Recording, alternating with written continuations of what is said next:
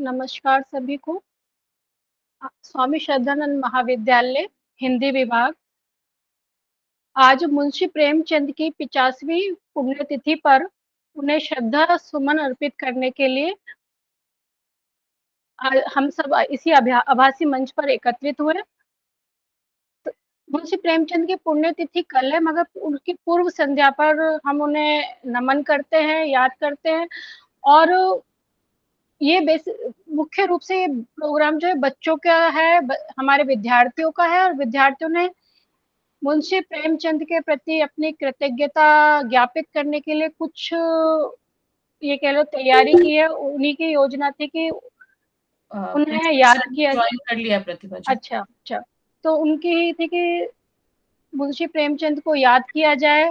साहित्य के जो कलम के सिपाही हैं उन्हें याद किया जाए, उनको उनके विषय के द्वारा, क्योंकि मुंशी प्रेमचंद या प्रेमचंद जो है वो एक व्यक्ति नहीं है, एक विचारधारा भी है, जिसमें साथ में एक सामाजिक विचारधारा भी चलते, साथ में वो क्रांति के रूप भी चलता है। तो वो मिली जुली जो अनुभूति है वो मुंशी प्रेमचंद की। इस पर आगे हम विस्तार से प्रोग्राम में बात करेंगे। अभी ज्यादा समय ना लेते हुए हमारे प्राचार्य सर जुड़ चुके हैं हमारे साथ। तो सबसे पहले मैं हमारे प्राचार्य प्रोफेसर प्रवीण गर्ग सर को आमंत्रित करते हुए आए और अपने आशीर्वचन से हम सभी का मार्गदर्शन करें। Sir, Praveen sir. धन्यवाद प्रतिभा जी। तो यह बड़ी ही खुशी की बात है कि हमारे राष्ट्रीय लेखक साहित्यकार की श्रीमान मुंशी प्रेमचंद जी की 85वीं पुण्यतिथि पर उनकी एक ये श्रद्धांजलि सभा के रूप में आज का ये कार्यक्रम आयोजित किया जा रहा है। हालांकि मेरा कोई बहुत ज़्यादा नाता कहूँ, रिलेशन कहूँ, नॉलेज कहूँ नहीं है, लेकिन फिर भी कुछ कहानियाँ पढ़ी हैं। अभी लेटेस्ट कुछ कहानियाँ मुंशी प्रेमचंद की सुनी हैं। सबसे ज़्यादा तो वो शायद ईदगाह है, चिमटे वाली कहानी, वही बचपन से लेकर आखिर तक उसी की व्याख्या विस्तार से करते हुए हमने 8वीं 9वीं 10वीं तक करी है। अभी कुछ ही दिनों पहले, कुछ महीनों पहले पूस की रात ये कहानी सुनी उनकी। अभी परीक्षा देखी, परीक्षा भी कहानी सुनी। तो ऐसी कुछ कहानियों के साथ उनके व्यक्तित्व के बारे में, बल्कि राष्ट्र निर्माण में उनके योगदान के बारे में, राष्ट्रीय साहित्य को प्रोत्साहित करने के बारे में, और कभी कभी तो कल या परसों ही बात हो रही थी, स्वाधीनता संग्राम में भी हिंदी साहित्य का योगदान रहा, उसमें भी मुंशी प्रेमचंद जी का बहुत योगदान रहा। इस तरह से हम अपने राष्ट्रीय महत्व के लोगों को विशिष्ट स्थान देते हुए किसी न किसी रूप में उनको याद कर रहे हैं। यह आई थिंक सबसे बड़ा विचार है उनको याद करने का, उनको श्रद्धांजलि देने का, उनके व्यक्तित्व को अपने जीवन में उतारने का, प्रेक्षित करने का, उनके विचारधारा को, व्यक्तित्व को प्रसार करने का बहुत अच्छा माध्यम हमारे हिंदी विभाग ने चुना है। इन्हीं सब शब्दों के साथ एक बार पुनः अपनी शुभकामनाएं देते हुए कि यह कार्यक्रम अति सफल रहेगा और इसी तरह से और भी विभिन्न विभूतियों को हम अपने जीवन में उतारने के लिए इसी तरह के कार्यक्रम आयोजित करते रहेंगे। धन्यवाद प्रतिभा जी, धन्यवाद हिंदी डिपार्टमेंट। धन्यवाद सर। सर का जो मार्गदर्शन है हमें हमेशा मिलता है, और इसी कारण हम दोबारा प्रोत्साहित होते हैं, फिर दोबारा होते हैं कुछ ना कुछ करने के लिए, करते रहने के लिए। और मुंशी प्रेम सर ने कहा गया मुंशी प्रेमचंद के विचार और उनके जो वो है, तो विचारों से भी एक सीख मिलती है। वो उनके जो विचार है वो सूक्ति वाक्य की तरह ही है, जैसे हम नीतिगत शिक्षाओं में पढ़ते हैं। और उनका ही एक विचार है कि आदमी का सबसे बड़ा शत्रु उसका अहंकार है। सोने और खाने का नाम जिंदगी नहीं, आगे बढ़ते रहने की लगन का नाम जिंदगी है। इन्हीं शब्दों के साथ मैं हमारे विभाग के वरिष्ठ सहयोगी साथी और आप सब बधाई दे सकते हो। हमारे विभाग के प्रोफेसर प्रदीप कुमार सर का मैं हार्दिक अभिनंदन करती हूँ इस पटल पर। सर आए और दो शब्दों दो मतलब दो शब्द तक एक वो बात है कि अपने शब्दों के माध्यम से प्रेमचंद के बारे में, प्रेमचंद जी के बारे में उनके विचारों से बच्चों को और हमें भी हमारा मार्गदर्शन करें, हमें लाभान्वित करें। स्वागत है सर। आज के इस अमृत महोत्सव के उपलक्ष्य में होने वाले इस अद्भुत कार्यक्रम के लिए मैं आप सभी का हृदय से नमस्कार करता हूं, अभिवादन करता हूं। आज के इस पटल पे प्रोफेसर परवीन गर्ग जी प्राचार्य जी और डॉक्टर प्रतिभा राणा जी, जैसा कि मैं देख रहा हूं डॉक्टर ऐश्वर्या जी, डॉक्टर संतोष जी और अन्य सारे साथी, शिक्षक साथी और विद्यार्थियों, आज ये एक बहुत सुंदर कार्यक्रम का निर्वाह हम इस रूप में कर रहे हैं। वास्तव में जैसा कि मुझे जानकारी हुई है कि हम अपने एक साहित्यकार की पूर्व संध्या पर विद्यार्थियों के माध्यम से उनके साथ आत्मसात होकर के जीवन में आगे बढ़ना चाह रहे हैं और इसका लाभ एक मंच हमारे सामने आज प्रस्तुत है जिसमें मुंशी प्रेमचंद, जो मुंशी प्रेमचंद के रूप में जितना पढ़ा जाए उतना कम, जितना सुना जाए उतना कम, लगभग 300 कहानियों का सागर और ढेर उपन्यास। और मात्र ऐसा नहीं है, लिखने वाले थे और भी जादूगर और भी कलाकार हुए, लेकिन प्रेमचंद से पूर्व ऐसा व्यक्ति जिनके नाम से युग के नाम को जाना जाने लगे। और प्रेमचंद ऐसे लेखक हुए हैं जिन्होंने सिर्फ किताबी दुनिया में जीवन नहीं जिया, उन्होंने जीवन को किताबों के माध्यम से प्रस्तुत किया, जो हमारे सामने आज सादगी और सुंदरता के साथ साथ आदर्श बन के स्थापित हुआ।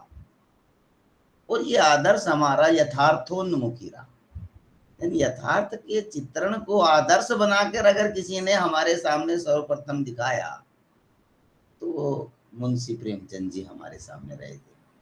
आज इस इतने बड़े कथाकार, इतने बड़े साहित्यकार पर बोलने के लिए इतना है कि दिन रात छोटी हो जाए, लेकिन ये बहुत अच्छा, मैं प्रतिभा जी, ऐश्वर्या जी का साधुवाद करते हुए पूरे विभाग का धन्यवाद भी करूंगा कि ऐसे सुंदर आयोजन कि इस तरह से जिनमें हम विद्यार्थियों को बढ़ावा दें, विद्यार्थियों को मंच दें ताकि वो अपनी प्रतिभा को और बेहतर ढंग से प्रस्तुत कर सके। मैं उनके बीच में बहुत ज्यादा देर तक ना आते हुए हम उनके साथ बीच बीच में बात करेंगे। ऐसा प्रतिभा जी ने कुछ आयोजन बनाया है, तो हम विद्यार्थियों को आज सुनना चाहेंगे कि उनकी सोच में प्रेमचंद जी क्या हैं। मैं प्रतिभा जी का दोबारा से इस आयोजन के लिए धन्यवाद करता हूं और निवेदन करता हूं कि कार्यक्रम को प्रतिभा जी आगे स्वरूप दें। नमस्कार। धन्यवाद सर। प्रेमचंद को की अनेक कहानियां, जैसे सर ने बताया 300 से अधिक कहानियां, बहुत सारे उपन्यास हमारे बच्चे इस सेमेस्टर, थर्ड सेमेस्टर में पढ़ भी रहे हैं, तो बहुत सारे, और उन्हें कलम का जादूगर भी कहा जाता है।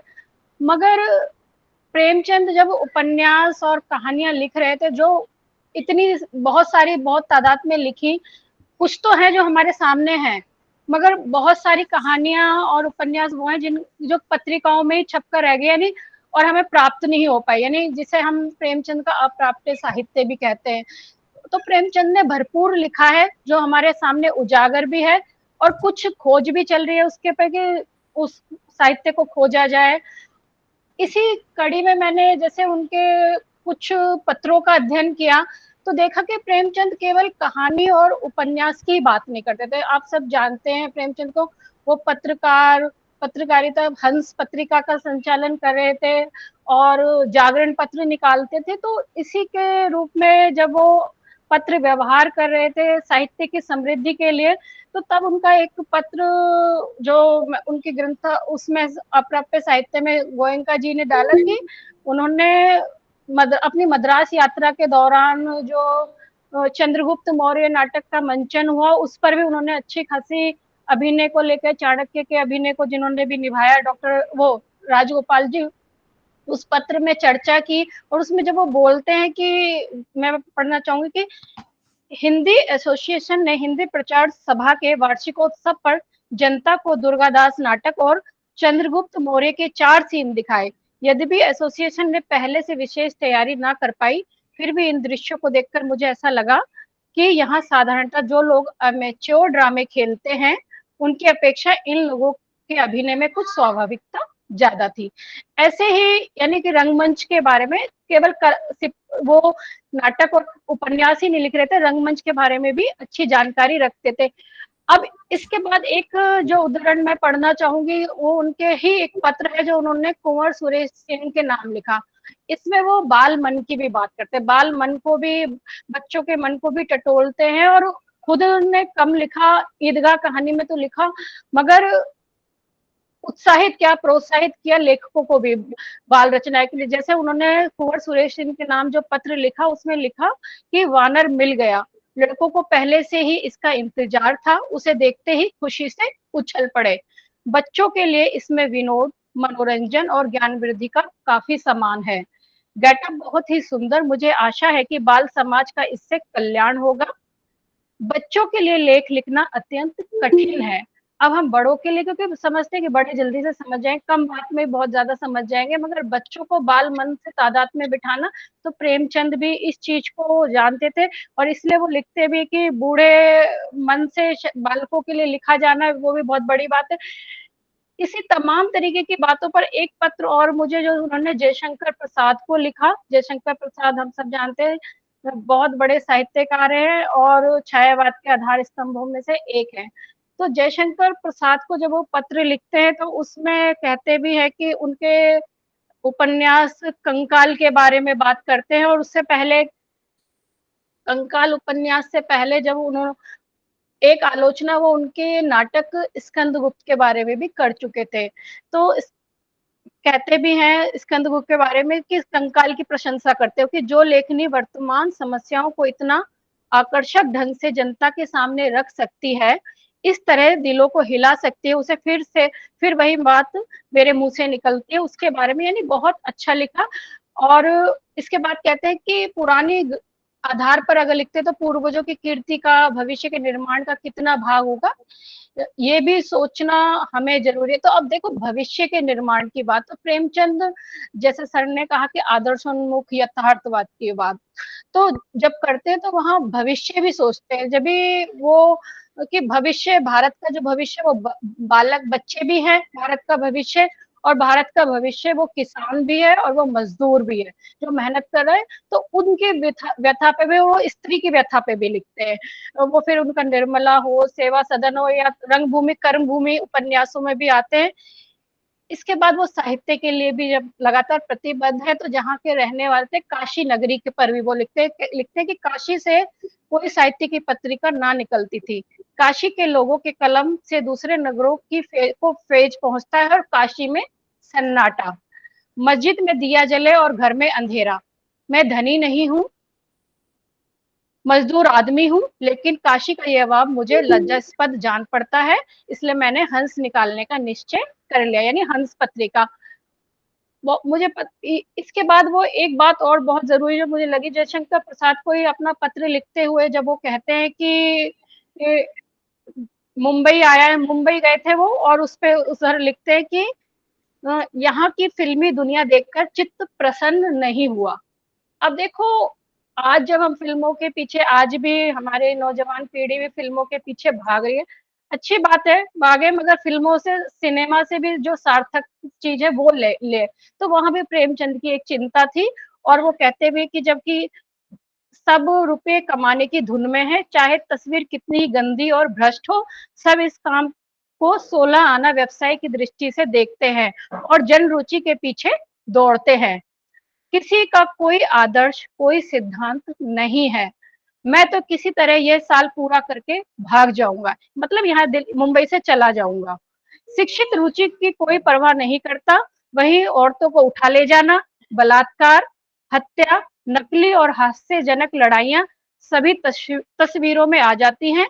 जो लोग बड़े सफल समझे जाते हैं वह भी इसके सिवा कुछ नहीं करते और अंग्रेजी फिल्मों के सीन नकल कर लें और कोई अनशन कथा गढ़कर इन सभी सीनों को खींच लाए। इसके बाद वो सीता का, जयशंकर प्रसाद जी से सीता के बारे में, जो माता सीता है उनके बारे में लिखने के लिए भी जयशंकर प्रसाद से अनुरोध करते हैं और इन्हीं पत्रों के माध्यम से तत्कालीन मुंबई का भी बताते हैं। तो कुल मिला के जो उनका पत्र साहित्य कह लीजिए, उसमें आप रंगमंच, नाटक और उनके माध्यम से जयशंकर प्रसाद, सॉरी, मुंशी प्रेमचंद की जो व्यक्तित्व की सहजता है, वो सरलता है, वो सामने आती है।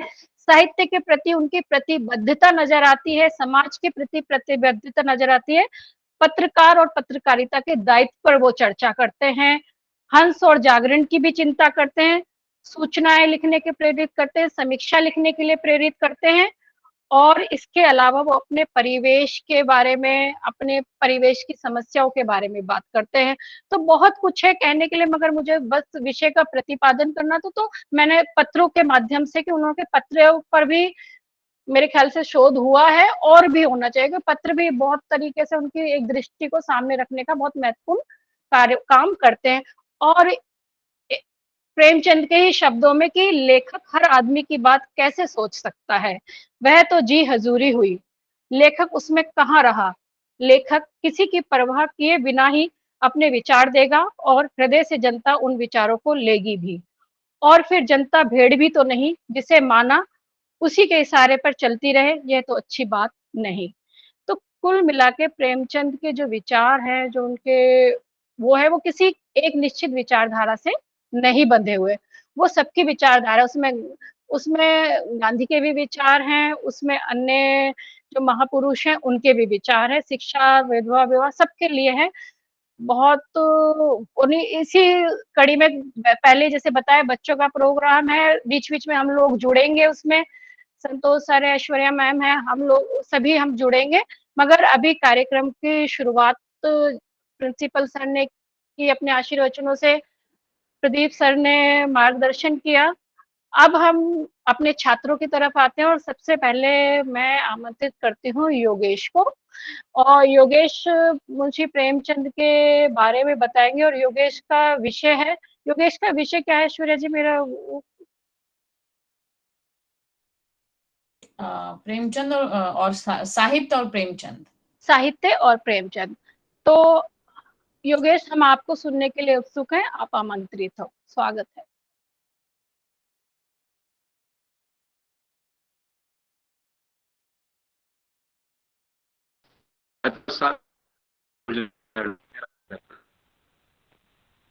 आवाज बेटा या तो अपना वीडियो ऑफ कर लो, वीडियो ऑफ कर लो योगेश, फिर बोलो। सर्वप्रथम वंदना की देवी माता शारदे को मेरा सादर प्रणाम। तत्पश्चात आप सभी गुरुजनों के चरणों में सादर नमन।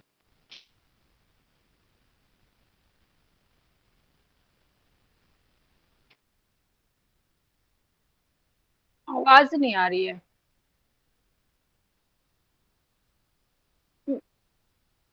मैं इतने अगला नाम बुला लूं क्या? हाँ योगेश, आप प्रेमचंद हिंदी साहित्य जगत। जी मैम। अभी योगेश एक बार वीडियो ऑन करके देखो अगर होता है सही से। हाँ आवाज क्लियर है, एक बार वीडियो ऑन करके भी देख लो। जी मैम। जी मैम।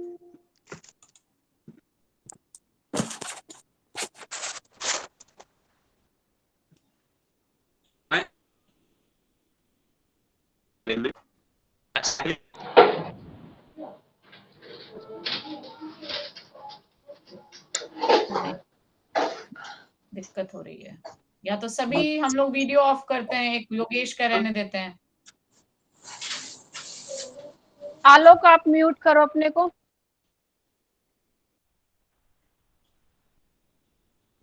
कर्म भूमि कागज है जिसकी, कलम करे अधिकार का मांग, करे अधिकारों की मांग, स्त्री दलित किसान सभी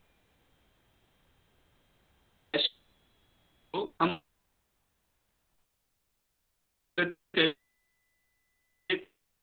और परिभाषा नहीं।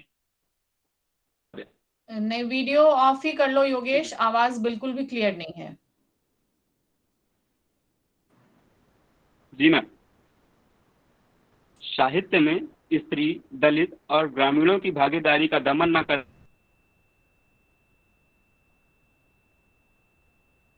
वाली इनकी कलम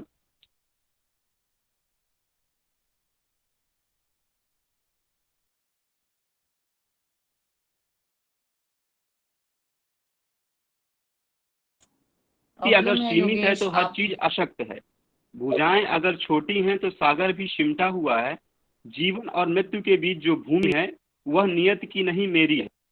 यह पंक्तियां कहीं ना कहीं प्रेमचंद जी के ऊपर हूबहू फिट होती हैं। प्रेमचंद जी मात्र 56 वर्ष की अवधि के दौरान साहित्य सेवा, विपन्नताओं, तकलीफों, वैषम्यताओं तथा देश काल व समाज की अन्य मुश्किलों का सामना करते हुए की। हम प्रारंभ से पढ़ते चले आ रहे हैं, साहित्य समाज का दर्पण होता है और समाज के दर्पण के साथ साथ वह स्व का चित्रण भी होता है। व्यक्ति जितना भोगता है, जितना सहन करता है, वह उसका प्रत्यक्ष गवाह होता है। प्रेमचंद जी इस कथन की पुष्टि करते हैं। वह कहते हैं, समझ किताबों के पढ़ने से नहीं आती, समझ दुनिया के देखने से आती है। प्रेमचंद जी हिंदी कथा साहित्य जगत में एक नए युग का आरंभ है, जहां एक तरफ काव्य में प्रसाद, पंत, निराला और महादेवी वर्मा जी जैसे आधार स्तंभ थे, तो वहीं दूसरी तरफ गद्य में प्रेमचंद। इनके आने से हिंदी गद्य की विधा, कहानी और उपन्यास का वास्तविक विकास होता है।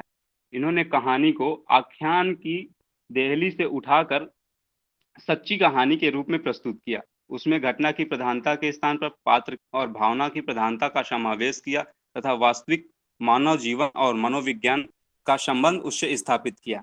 हिंदी उपन्यास के क्षेत्र में युग प्रवर्तक माने जाते हैं, जिस कारण इन्हें उपन्यास सम्राट भी के नाम से भी जाना जाता है। इन्होंने उपन्यास को नई ऊर्जा और नई दिशा प्रदान की। उसे मनोरंजन से निकालकर वास्तविकता की पृष्ठभूमि में स्थापित किया, जहां से इन्होंने स्त्री के संघर्षशील जीवन का चित्रण और प्रमुख रूप से भारतीय ग्रामीण जीवन को केंद्र में रखकर भारत के नव निर्माण का मुद्दा उठाया। इनका साहित्य 20वीं शताब्दी के भारत की पीड़ा, त्रासदी और प्रतिरोध का दस्तावेज के रूप में स्थापित होता है।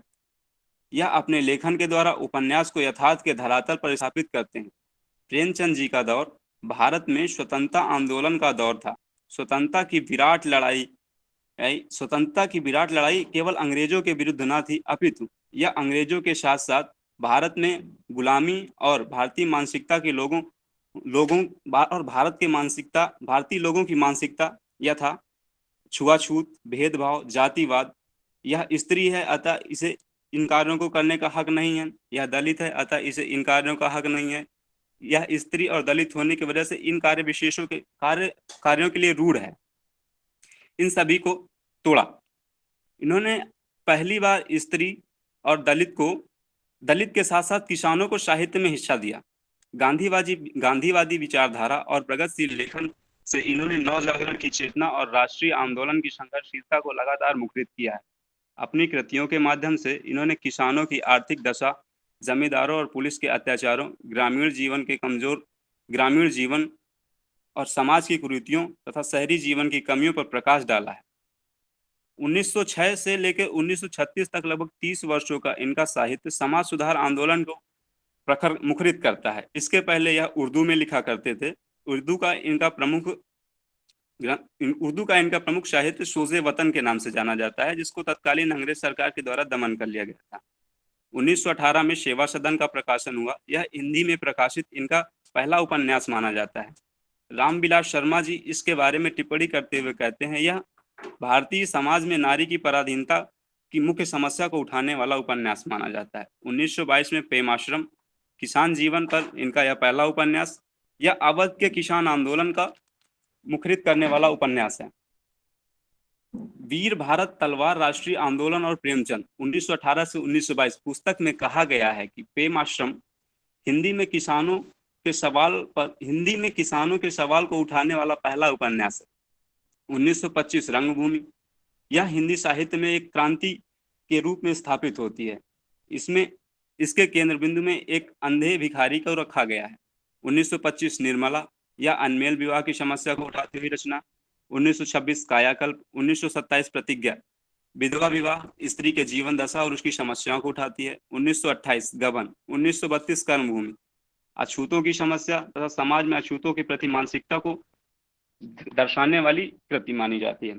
1936 गोदान यह इनका अंतिम पूर्ण उपन्यास माना जाता है। इससे इनकी अधिकतर कृतियां निम्न व मध्यम वर्ग के चित्रण करती हुई प्रतीत होती हैं। इन्होंने उपन्यास के साथ साथ कहानियां भी लिखी हैं। इनकी प्रमुख कहानियां दो बैलों की कथा, पूस की रात, ईदगाह हैं। डॉक्टर कमल किशोर कहते हैं प्रेमचंद जी अपने जीवन में लगभग 3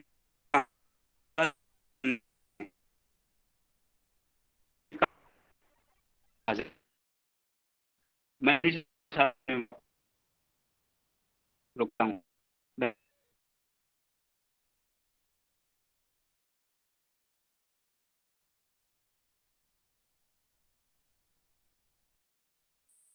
धन्यवाद योगेश।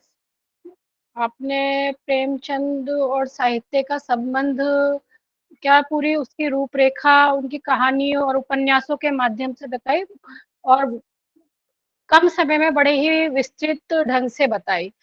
आगे भी हमारे अगले जो छात्र हैं, समय सीमा आप थोड़ा ध्यान रखिएगा, सभी 5 मिनट का समय रहेगा क्योंकि हर कार्यक्रम जो भी कार्यक्रम होते हैं उसमें एक समय की मर्यादा होती है, तो उसी को ध्यान में रखते हुए आप 5 मिनट ही लेना। अगले हमारे जो छात्र हैं वो शाश्वत, उनका विषय है प्रेमचंद मुंशी कैसे बने। शाश्वत आप आइए, आपका स्वागत है। धन्यवाद मैम। आप सभी को नमस्कार। मैं शाश्वत Sirohi BA Hindi honours 3rd year का छात्र हूँ। मैं आज आपके समक्ष प्रेमचंद जी के बारे में कुछ बातें व्यक्त करने जा रहा हूँ। प्रेमचंद जी का जन्म 1880 को वाराणसी जिले के पांडेपुर नामक कस्बे के समीप लम्ही नामक ग्राम में हुआ था। इनके पिता कार्यस्थ घराने से सदाचारी व्यक्ति थे जो उन दिनों डाकघर में मुंशी थे। प्रेमचंद का साहित्य मंगलाकारी है। आदर्श उन्मुख यथार्थवाद ही उनकी रचनाओं की विशेषता है। इनकी माता एक सीधी सरल घरेलू महिला थी। प्रेमचंद जी की प्रारंभिक पढ़ाई गांव की पाठशाला में ही हुई, जहां इन्होंने अपनी शिक्षा उर्दू से शुरू की। हिंदी जगत में वैसे तो इनके सारे साहित्य का आदर होता है, पर करबला, संग्राम, प्रेम की वेदी, रूहानी शादी, रूठी रानी इनके अन्य उपन्यासिक कृतियां हैं जिनका हिंदी साहित्य में अलग स्थान है। प्रेमचंद जी पहले उर्दू में ही लिखा करते थे क्योंकि उर्दू उन्होंने बचपन से ही पढ़ी थी। धीरे धीरे उन्होंने स्वयं ही आत्मकथा कर हिंदी में ही लिखना शुरू किया। यही कारण है हमें उनकी भाषा में उर्दू की छाप मिलती है। प्रेमचंद जी का वास्तविक नाम धनपत राय था। नवाब राय नाम से वह उर्दू में लिखते थे। उनकी सोजे वतन कहानी संग्रह की सभी प्रतियां तत्कालीन अंग्रेज सरकार ने जब्त कर ली थी। सरकारी कोप से बचने के लिए उर्दू अखबार जमाना के संपादक मुंशी दयानारायण निगम ने नवाब राय के स्थान पर प्रेमचंद उपनाम सुझाया। यह नाम उन्हें इतना पसंद आया कि नवाब राय के स्थान पर वह प्रेमचंद हो गए। हिंदी पुस्तक एजेंसी का एक प्रेस कलकत्ता में था जिसका नाम वणिक प्रेस था। इसके मुद्रक थे महावीर प्रसाद पोदार। वे प्रेमचंद की रचनाएं बंगला के सुप्रसिद्ध उपन्यासकार शरद बाबू को पढ़ने के लिए दिया करते थे। एक दिन शरद बाबू से मिलने के लिए पोदार जी उनके घर पर गए। उन्होंने देखा कि शरद बाबू प्रेमचंद का कोई उपन्यास पढ़ रहे हैं जो बीच से खुला हुआ था। जिज्ञासापूर्ण पोदकार जी ने उसे उठाकर देखा कि उपन्यास के एक पृष्ठ पर शरद बाबू ने उपन्यास सम्राट लिख रखा था। बस यहीं से पोदार जी ने प्रेमचंद को उपन्यास सम्राट प्रेमचंद लिखना प्रारंभ कर दिया। इस प्रकार धनपत राय से प्रेमचंद तथा उपन्यास सम्राट प्रेमचंद हुए। प्रेमचंद के नाम के साथ मुंशी विशेषण जुड़ने का एकमात्र कारण यही है कि हंस नामक पत्रिका प्रेमचंद एवं कन्हैया लाल मुंशी के सह संपादन से निकलती थी, जिसके कुछ प्रतियों पर कन्हैया लाल मुंशी का पूरा नाम न छपकर मात्र मुंशी छपा रहता था। हंस के संपादक प्रेमचंद तथा कन्हैया लाल मुंशी थे, परंतु कालांतर में पाठकों ने मुंशी तथा प्रेमचंद को एक समझ लिया और प्रेमचंद मुंशी प्रेमचंद बन गए। धन्यवाद। धन्यवाद शाश्वत, बहुत सुंदर। हमारे अगली जो विद्यार्थी हैं वो अभिलाषा हैं और अभिलाषा बात करना चाहेंगे प्रेमचंद की कहानियों पर। अभिलाषा, आप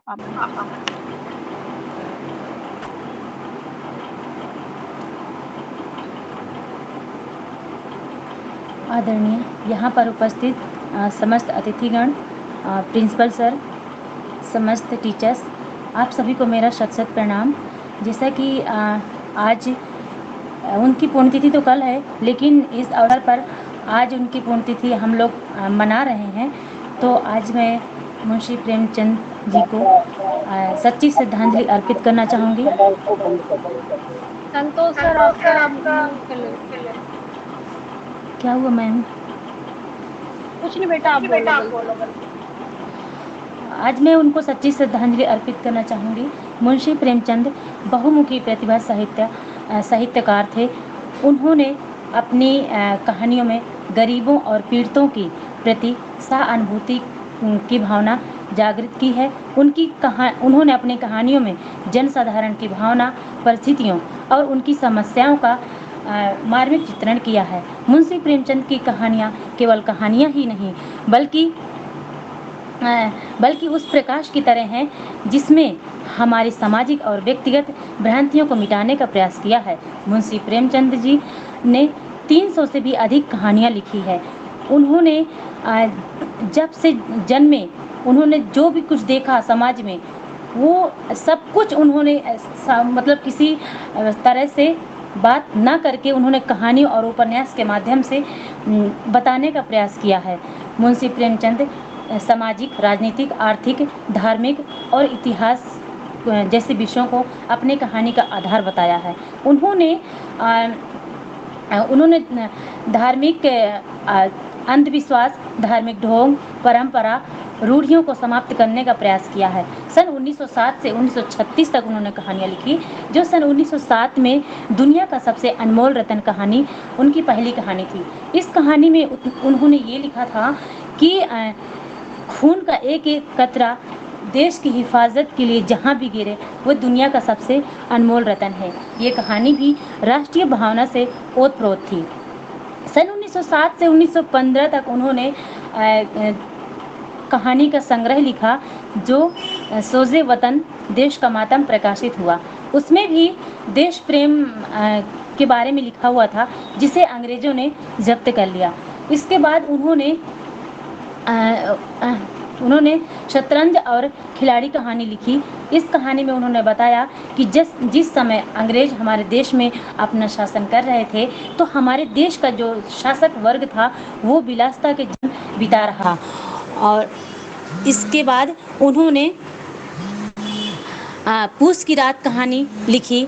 इतना ही नहीं, बल्कि उन्होंने ग्रामीण किसानों और मजदूरों के दशा का भी वर्णन किया है।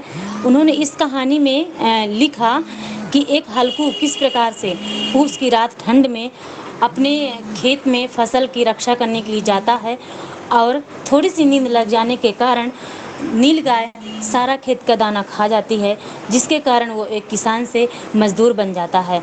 और उन्होंने ईदगाह कहानी लिखी, जिसमें नन्हा हामिद अपने दादी को मेले पैसा कुछ ना खाकर दादी के लिए क्या ला कर देता है। इस कहानी से ये पता चलता है कि एक जो सच्चा साहित्यकार होता है वो किसी भी धार्मिक विचारधारा या बंधनों में बंधा नहीं होता है।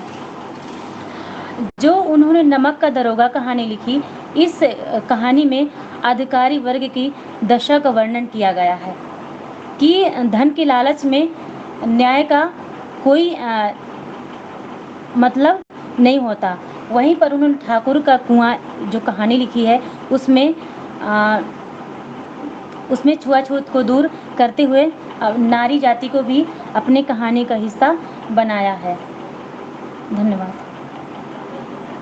बहुत सुंदर अभिलाषा आपने बताया कि कैसे किसान से मजदूर बनने की व्यथा जो प्रेमचंद की तमाम रचनाओं में नजर आती है, या आप ईदगाह कहानी के माध्यम से जो बताया, तो प्रेमचंद का बहुत सारे पहलू हैं उनको समझने के, उनको जानने के। उन्हीं पहलू में से एक पहलू पर ये कह लीजिए चर्चा करेंगे। मैं हमारे ही विभाग के सहयोगी डॉक्टर संतोष राय सर को आमंत्रित करती हूँ, वह आए और अपने जो विचार है वो हमारे साथ साझा करें प्रेमचंद के संदर्भ में। संतोष जी, आपका स्वागत है।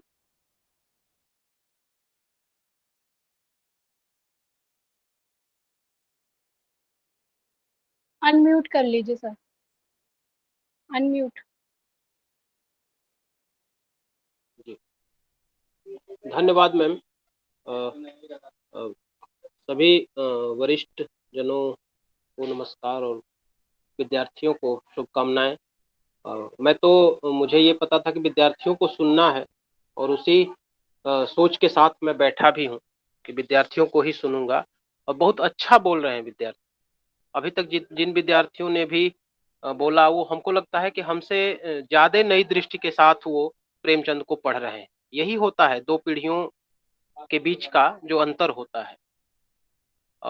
दो तीन बातें मैं बस प्रेमचंद के संदर्भ में आपसे साझा करूंगा कि सबसे पहली बात कि प्रेमचंद या किसी भी साहित्यकार को हम क्यों पढ़ते हैं, क्या जरूरत है पढ़ने की।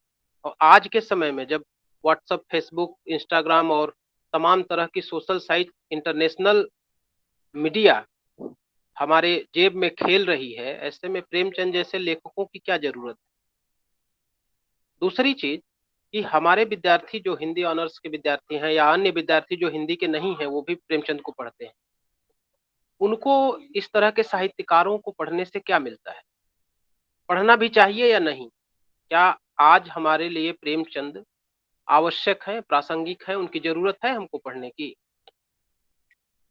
प्रेमचंद ने क्या लिखा, कितना लिखा, वह तो किताबों में मिल जाएगा, लेकिन क्यों लिखा, एक छोटा सा वर्णन मैं आपके समक्ष रखता हूं कि 1936 का जो समय है वह भारतीय इतिहास और भारतीय साहित्य, सिर्फ हिंदी साहित्य की बात मैं नहीं कर रहा था, भारतीय साहित्य के दृष्टिकोण से बहुत महत्वपूर्ण समय है। एक तरह से भारतीय राजनीति में निराशा, अवसाद, विखंडन और पूरे स्वाधीनता आंदोलन के दिग्भ्रमित होने का समय है, 29 से 36 तक का समय।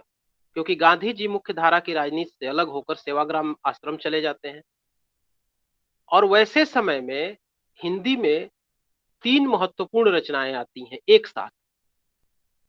प्रेमचंद का गोदान, जयशंकर प्रसाद की कामायनी और निराला की राम की शक्ति पूजा। इन तीनों रचनाओं के यथार्थ को जब आप टटोलेंगे तो आपको समय का सच और आगे बढ़ने की प्रेरणा दोनों दिखाई देगी। प्रेमचंद ने कहा था कि साहित्य राजनीति के आगे चलने वाली मशाल है। यह मशाल, इस मशाल की जरूरत कब होती है, जब व्यवस्था और व्यवस्था को चलाने वाले लोग समाज का साथ छोड़ देते, तो यह मार्ग दिखाता है। साहित्य एक इतिहास का हिस्सा बन जाता है। जहां इतिहास चूक जाता है बातें बताने से, उन बातों को साहित्य बता देता है। आप पूरे के पूरे मुगल काल के इतिहास को देखेंगे, पढ़ेंगे, अगर इतिहास में रुचि रखने वाले विद्यार्थी पढ़ेंगे तो मुगल काल के इतिहास में भारत का इतिहास कहीं है ही नहीं। पूरे मुगल काल में सिर्फ बादशाहों का इतिहास है, भारत का इतिहास नहीं है। लेकिन उसके समानांतर पूरा का पूरा भक्ति आंदोलन, भक्ति काव्य भारत का इतिहास है। अगर भारत के इतिहास को समझना है, जानना है, देखना है, उससे कुछ सूत्र निकालने हैं तो आपको साहित्य पढ़ना होगा, क्योंकि इतिहास तो बादशाहों के गुणगान में व्यस्त है। 1026 महमूद गजनवी के बाद से लेकर और ब्रिटिश काल तक का इतिहास, ब्रिटिश काल के बाद इतिहास करवट लेता है और ब्रिटिश के समानांतर स्वाधीनता आंदोलन के इतिहास का भी वर्णन होता है। लेकिन उससे पहले क्या भारत में लोग नहीं थे? क्या भारत के लोग लड़ नहीं रहे थे? और अगर नहीं लड़ रहे थे तो इतने साल तक भारतीयता जीवित कैसे बची? 1000 वर्षों का इतिहास, 1000 वर्षों तक भारत का समाज, भारतीय संस्कार, परंपराएं, चिंतन, विचार, धर्म, ये सारी चीजें जीवित रही। और कौन जिंदा रखा उसे? वो यहाँ के लोगों ने जिंदा रखा। तो प्रेमचंद का जहां से शुरुआत होती है, वो दो महत्वपूर्ण चीजें जो का उल्लेख करना चाहता हूं कि हिंदी के बनने का समय है। खड़ी बोली हिंदी जो हम आज पढ़ रहे हैं वह लगभग अपना आकार ले रही होती है, यानी सेवा सदन। और उससे पहले उन्हीं के शहर के, प्रेमचंद के ही शहर के बड़े उपन्यासकार देवकी नंदन खत्री धूम मचा रहे थे पूरे भारतीय पटल पर, तिलिस्मी अय्यारी उपन्यासों के माध्यम से। कहा जाता है कि दक्षिण भारतीय या गैर भारतीय लोगों ने हिंदी सिर्फ इसलिए सीखा कि वो देवकी नंदन खत्री के उपन्यासों को पढ़ सकें।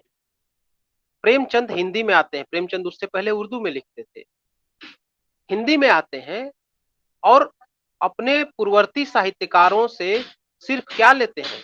भाषा लेते हैं और विधा लेते हैं। भाषा और विधा के अतिरिक्त प्रेमचंद ने कुछ नहीं लिया, क्योंकि शुरुआती जो समय है खड़ी बोली हिंदी के उदय का और खड़ी बोली में लिखी जाने वाली रचनाओं का, वह भाषा के स्तर पर बहुत कमजोर है। वो बन रहा है और कोई भी भाषा जब बनती है तो उसके वो थोड़ी उबड़ खाबड़ होती ही है। प्रेमचंद उस भाषा को, जिस भाषा को महावीर प्रसाद द्विवेदी गढ़ रहे थे, उसको प्रतिदिन संवार रहे थे, उस भाषा को वहां से उठा लेते हैं और विधा अपनी लेकर आते हैं, विधा का स्वरूप अपना लेकर आते हैं। विधा तो उपन्यास स्थापित हो चुका था, क्योंकि प्रेमचंद से कुछ ही पहले जयराम दास गुप्त ने एक बहुत मजबूत उपन्यास लिखा, कश्मीर पतन, जो लगभग सेवा सदन के टक्कर का है। तो प्रेमचंद सेवा सदन से शुरू करते हैं, लेकिन तिलिस्मी उपन्यासों की धारा के विपरीत यथार्थवादी धारा की खोज करते हैं। कई बार प्रेमचंद पर यह आरोप लगता है कि प्रेमचंद का पूरा साहित्य जो है वो निराशा का साहित्य है। नैराश्य बहुत है, दुख बहुत है, तकलीफ बहुत है। स्वाभाविक है, कोई भी बड़ा लेखक जब समाज की में गहराई से नीचे उतरेगा तो उसे दुख, तकलीफ, पीड़ा दिखेगी ही। बुद्ध को भी दिखी थी, महात्मा गांधी ने भी देखा, विवेकानंद जी ने भी देखा, बाद के लोगों ने भी देखा, आज के भी लोग देख रहे हैं, क्योंकि यह शाश्वत है। समाज रहेगा तो समाज की पीड़ाएं रहेंगी, और समाज की पीड़ाओं को दूर करने वाला जो होता है वो महापुरुष बनता है। और प्रेमचंद उसी रास्ते जा रहे थे। प्रेमचंद का आगे का जो साहित्य, अंतिम समय कम है, मैं सीधे उनके अंतिम उपन्यास पर आ जाता हूं, गोदान पर। विद्यार्थियों को गोदान और कफन दोनों एक साथ पढ़ना चाहिए, ठीक है। गोदान, कफन को जब आप पढ़ेंगे तो आपको नहीं लगेगा कि ये कहानी है। उसमें कहानी के तत्व, अगर कहानी की रूपरेखा और कहानी के स्वरूप के आधार पर देखें तो गोदान में बहुत कम है, कफन में बहुत कम है। कफन अंत में अपने जाके उत्तरार्ध में जाके वो कहानी बनती है, और ऐसी कहानी बनती है जो हमको और आपको झकझोर देती है, पूरी मानवीय संवेदना पर प्रश्न खड़ा कर देती है। और न सिर्फ मानवीय संवेदना पर, बल्कि हम जिस समाज में हैं, जिस समाज में रह रहे हैं, जिस समाज में जी रहे हैं, उस समाज के जीवंत होने पर भी प्रश्न खड़ा करती है। और आज इस तरह की कहानियों की प्रासंगिकता बढ़ जाती है जब आपके बगल वाले फ्लैट में रहने वाला व्यक्ति भूख से तड़प कर मर जाता है और आपको खबर होती है तब, जब पुलिस घर का ताला तोड़ती है। इसलिए प्रेमचंद या किसी भी साहित्यकार को मनुष्य की संवेदनाओं, मनुष्य की संस्कृति, अपनी परंपरा, अपने पूर्वजों के आचरण, व्यवहार, इन सारी चीजों को अगर बचाना है, इन सारी चीजों को समझना है और समाज की बुराइयों से टकराना है, तो हमें प्रेमचंद जैसे साहित्यकारों को पढ़ना चाहिए। गोदान सिर्फ कथा नहीं है, गोदान सिर्फ एक उपन्यास की कथा नहीं है। प्रेमचंद इसीलिए महत्वपूर्ण है कि गोदान, प्रेमचंद ने कथा नहीं लिखी है, प्रेमचंद ने समाज को आगे बढ़ने की दिशा दी है।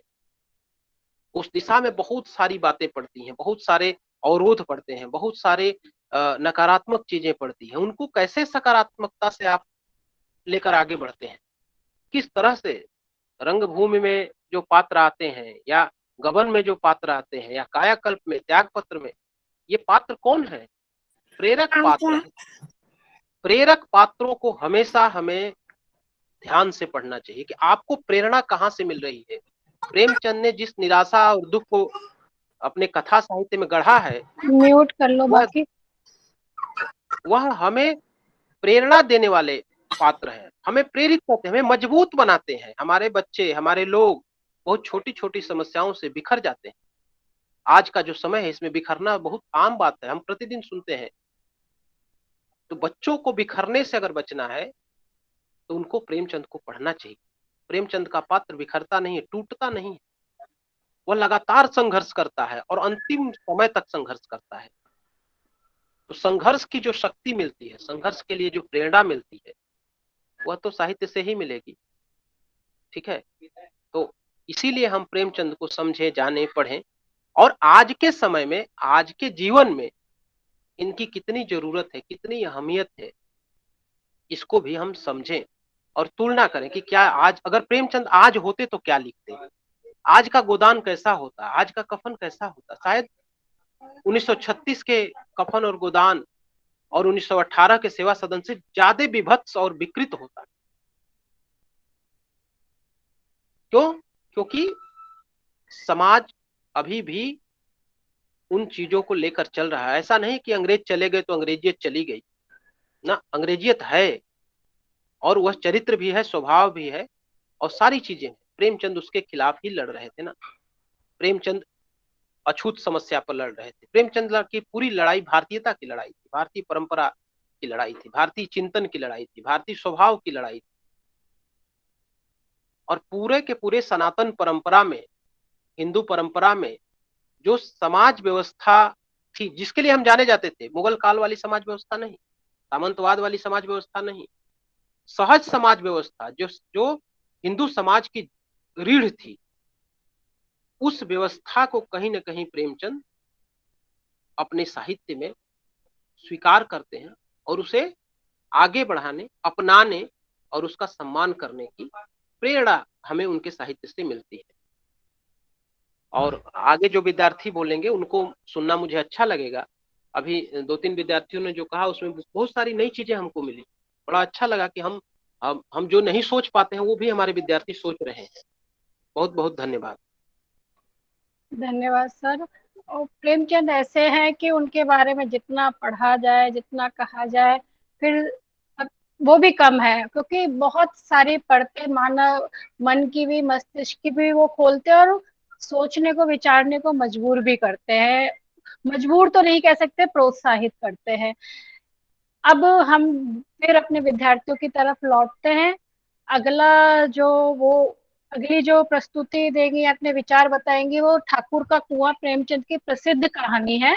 उस पर मेखला बोलेंगी, हिंदी ऑनर्स द्वितीय वर्ष से। मेखला बेटा आप।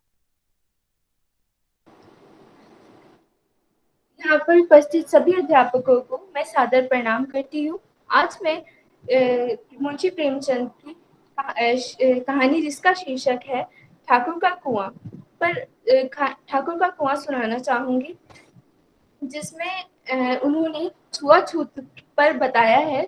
और जो पानी, जो एक प्राकृतिक संपदा है, जो किसी भी जीव के लिए एक मूलभूत आवश्यकता होती है, जो हर जीव के लिए बहुत ज्यादा आवश्यक होता है, उसके वो जो जिन लोगों को उनसे वंचित किया जाता था, उन्हें इस चीज के लिए कितना संघर्ष करना पड़ता था, उसके बारे में हमें इस कविता में जानने के लिए मिलेगा। और इसमें दो पात्र हैं, जोखू और गंगी।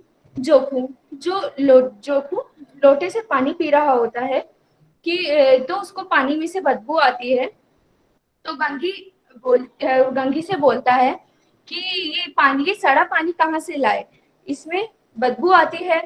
तो वो रोज शाम को पानी भरने जाती थी। कुआं काफी दूर था, जिस वजह से वे रोज रोज वहां नहीं जा पाती थी। तो वह पानी कल लाई थी, तो उसे उसमें बदबू आ रही थी। तो उसने उसको सूंघा, तो उसको उसमें गंगी को उसमें बदबू नहीं आई, गंगी को उसमें बदबू आई।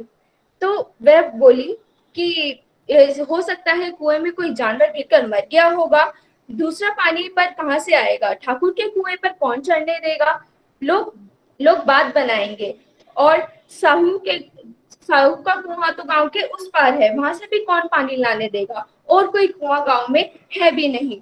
जोखू कई दिन से बीमार था। बहुत देर तक प्यास रोके रहने के बाद में जब उसे सहन नहीं हुआ, तो वह बोला कि जो पानी है वो दे दो, मैं नाक बंद कर वही पी लेता हूँ। तो गंगी ये बात जानती थी कि वह खराब पानी पिएगा तो उसकी तबीयत और बिगड़ जाएगी। तो वह ये ना जानती थी कि पानी को उबाल देने से उसकी जो खराबी है वो हट जाएगी। तो वह बोलती है कि मैं दूसरा पानी ले आती हूँ। तो दूसरा पानी कहाँ से आएगा, ठाकुर के कुएं पे ठाकुर और साहू दो ही कुएं हैं, और वहां से कोई तुम्हें एक लोटा पानी भी नहीं देगा। तो वहां जाओगे तो हाथ पैर टूट जाएंगे, चुपचाप से यहीं पर बैठ जाओ। तो ये जो था वो एक कड़वा सत्य था, जो कि गंगी भी जानती थी, तो इसीलिए वह चुपचाप बैठ जाती है। फिर रात को 9 बज जाते हैं, जब थके सारे मजदूर सो जाते हैं, ठाकुर के दरवाजे पर 10-5 बेफिक्रे जमा थे। वो सब आपस में बातें कर रहे थे कि तभी वहां पर गंगी पहुंचती है कुएं से पानी भरने के लिए। तब जब गंगी वहां पर पहुंचती है तो वह वहां पर छुपकर बैठ जाती है और मौके का इंतजार करती है। वो ये सोचती है कि इस कुएं का पानी सारा गांव पीता है, तो हम क्यों नहीं पी सकते। तो उसका जो गंगी का जो विद्रोही दिल होता है, वो रिवाज, पाबंदी, मजदूरियों पर चोटें करने लगता है कि हम क्यों नीच हैं और ये ऊंच क्यों है। ये लोग गले में तागा डालते हैं क्या सिर्फ इसीलिए ये लोग ऊंचे हैं। यहाँ तो जितने हैं एक से एक छठे हैं। ये ठाकुर जो है, ये कल गडरिये की भेंट चुरा लाए थे, जिसको इन्होंने मारकर खा लिया। और ये साहू जो घी में तेल मिलाकर बेचते हैं और काम करा लेते हैं, पर मजदूरी देते इनकी नानी मरती है। कुएं पर किसी के आने की आहट हुई, तभी गंगी अपना रस्सी और घड़ा लेकर किसी पेड़ की साय के नीचे चली जाती है। तो वहां पर 2 स्त्रियां कुएं से पानी भरने आई होती हैं, जो आपस में बातें करती हैं, और फिर वह अपना पानी भरकर चली जाती है। तभी गंगी पेड़ के साय के नीचे से निकल कर आती है और घड़े में रस्सी का फंदा डालकर उसको नीचे कुएं में डालती है। तो कुएं में डालती है तो उसकी आवाज भी नहीं आती जरा भी। तो वो बड़ा दबे पास सारा काम कर रही होती है और साथ में अपने देवताओं को याद करती है, क्योंकि उसे डर लग रहा होता है और चौकन्नी दृष्टि से चारों ओर देख रही होती है। तभी वह 4 हाथ कर जब उसे 3-4 हाथ मारकर उसको ऊपर ले रही होती है घड़े को, तो एकदम से ठाकुर का दरवाजा खुल जाता है, जिसे देखकर वह एकदम डर जाती है और वह अपने घड़े को छोड़ती है। एक क्षण के लिए घड़े में से काफी तेज हिलकोरी की आवाज आने लगती है। तभी ठाकुर वहां पहुंचता है और बोलता है, कौन है। तभी वह डरकर वहां से भाग जाती है। तो वह घर जाकर देखती है कि वहां पर जो जोखू है वो गंदा पानी पी रहा होता है। तो जो लोग हैं वो समझते हैं इस कहानी का कोई अंत नहीं है, पर ऐसा नहीं है। पर वहां पर जो ये जाति व्यवस्था थी, ये लोगों के अंदर मानसिकता को इतना जड़ बना चुकी थी कि कोई उसके खिलाफ आवाज नहीं उठाना चाहता था। तो इसी तरह जो जोखू और गंगी थे, वो भी इसके आगे अपने घुटने टेक चुके थे, क्योंकि उनके करने से उन्हें ऐसा लगता था कि उनकी जो ये स्थिति है वह इससे कभी उभर ही नहीं पाएंगे। तो इस वजह से वह उसी के साथ अपनी उसी के साथ चलने में अपना भला मानते हुए उसी के साथ जुड़ जाते हैं।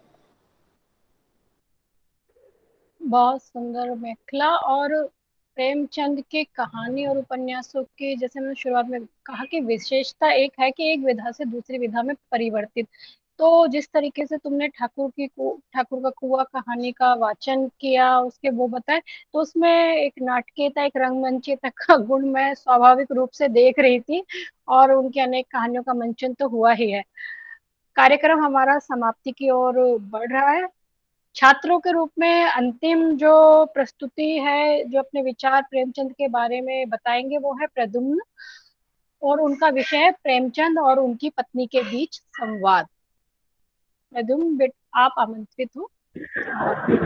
शुक्रिया मैम, इस आभासी मंच पर हमें अवसर प्रदान करने के लिए।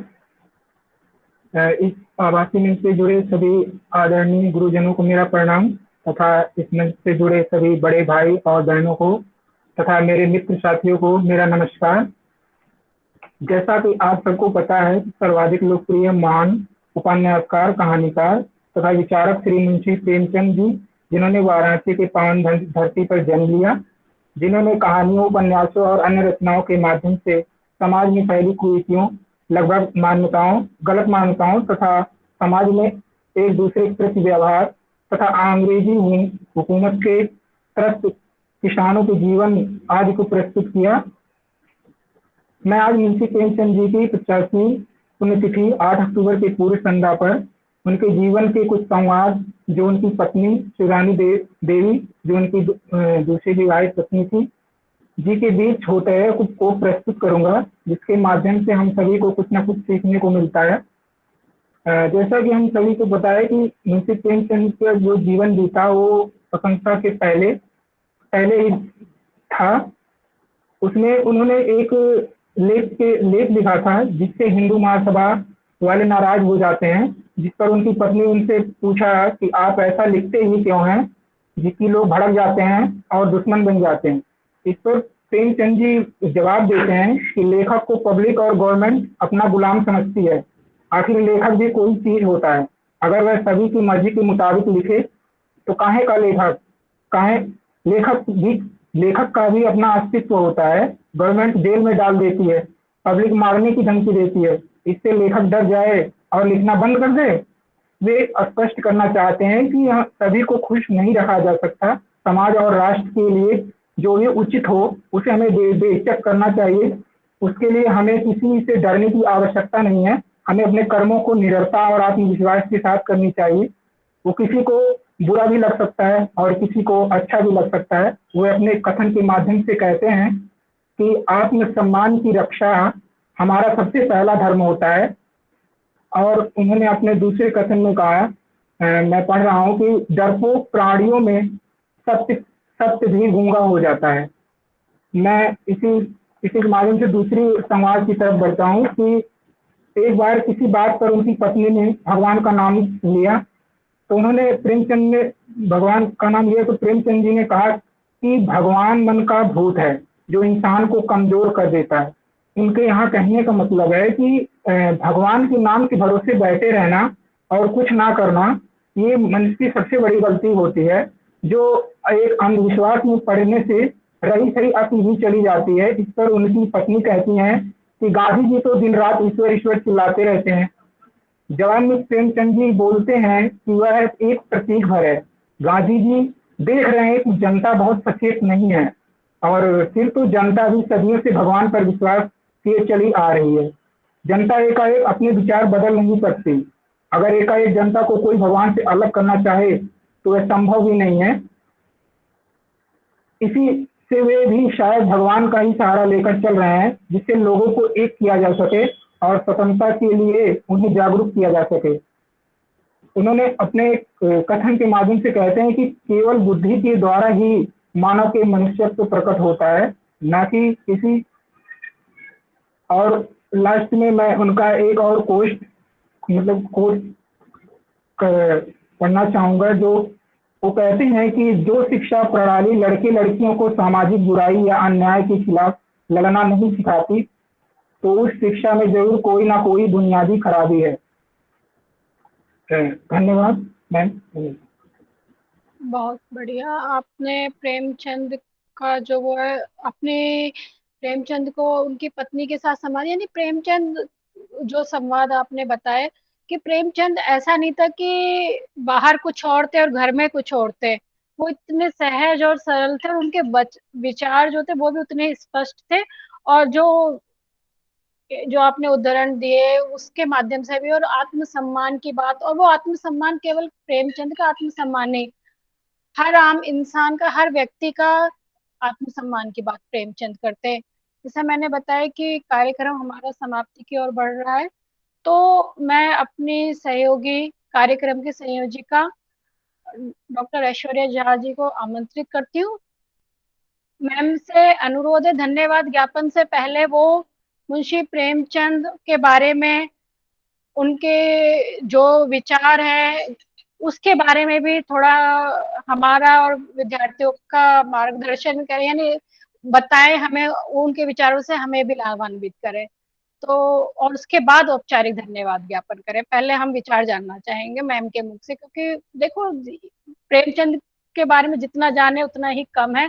संतोष सर ने बताया, प्रदीप सर ने बताया, तो निश्चित रूप से मैम भी बहुत उपयोगी बातें ही बताएगी। तो ऐश्वर्या जी आप आमंत्रित हो, मंच आपका है, आप आमंत्रित हो अपने विचारों के लिए, वक्तव्य के लिए। धन्यवाद प्रतिभा जी।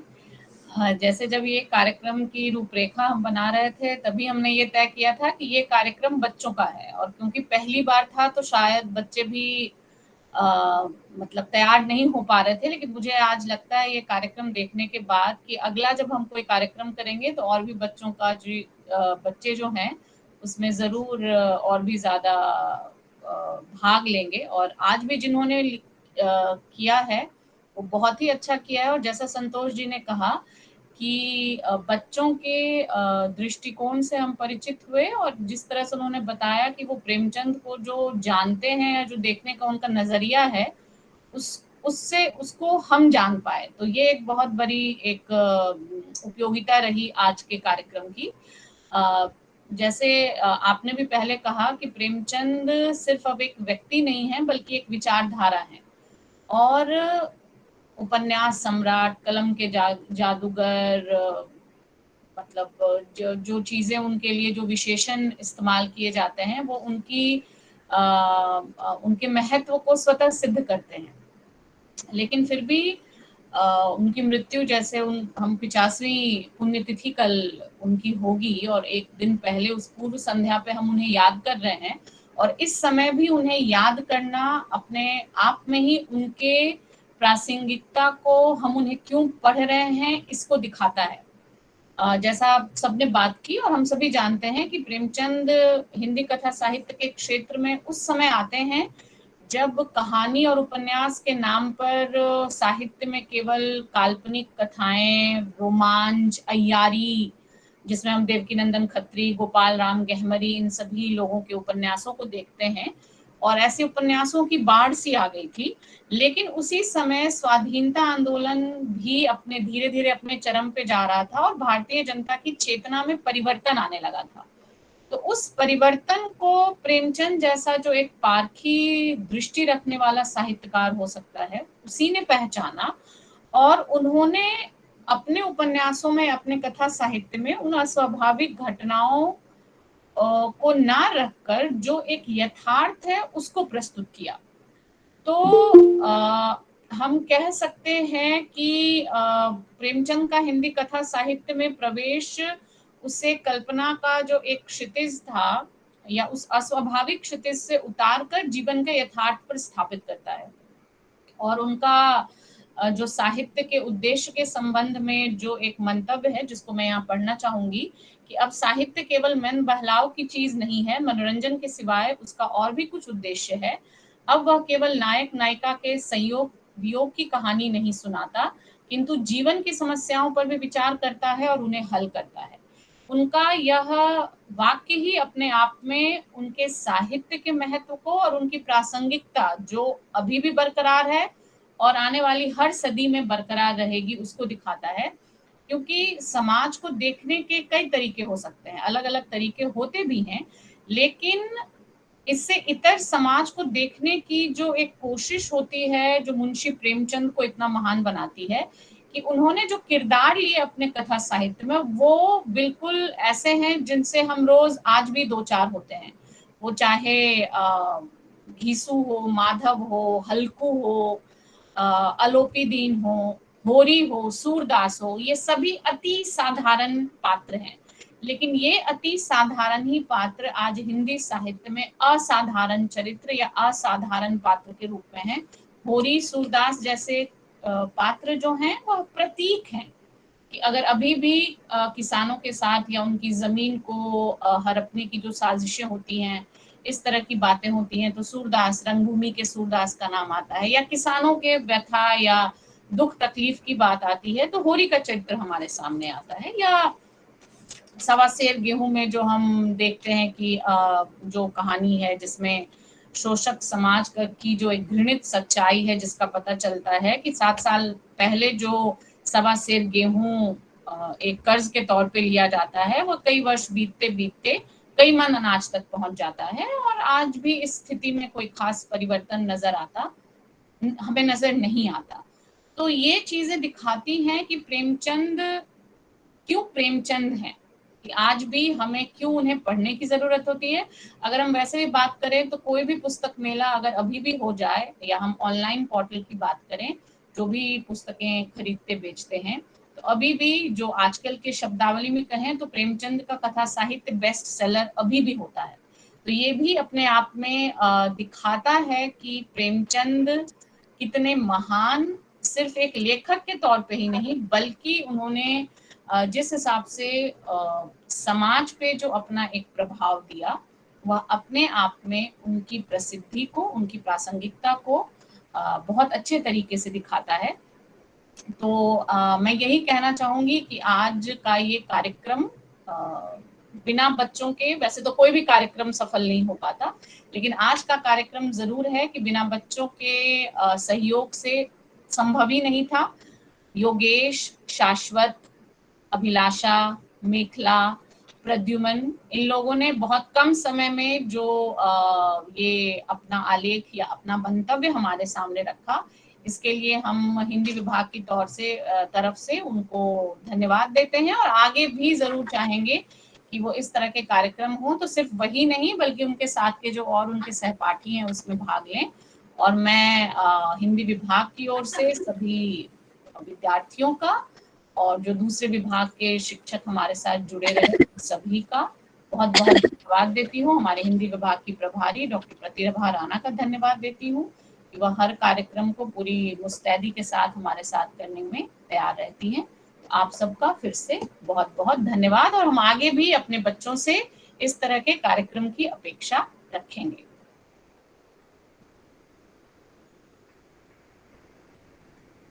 धन्यवाद ऐश्वर्या जी। हम एक धन्यवाद हमारे प्राचार्य प्रोफेसर प्रवीण गर्ग का भी करते हैं